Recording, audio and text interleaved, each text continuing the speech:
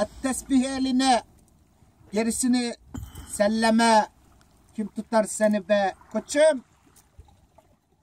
Biz Karadenizliyiz dedik mi lan? Kimler dururmuş lan? Anne lan.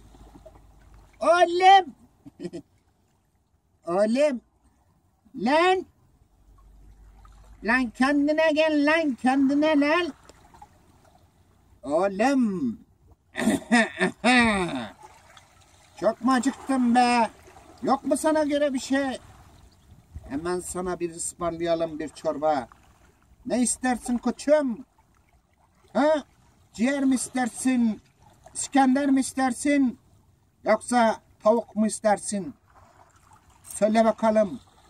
Söyle be sarı kedim benim. Hadi bakalım. Söyle lan. Şşt. Oğlum sen nerelisin lan? Nerelisin lan? He? Sen de mi Karadenizlisin lan yoksa? He? Var mı lan yok burada bir şey? Şşt. Var mı lan denizde bir şey? Söyle bakalım lan.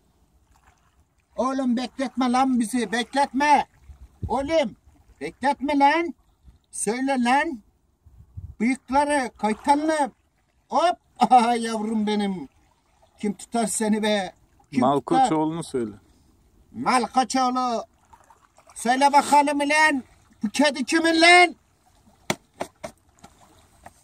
Getir bana ne?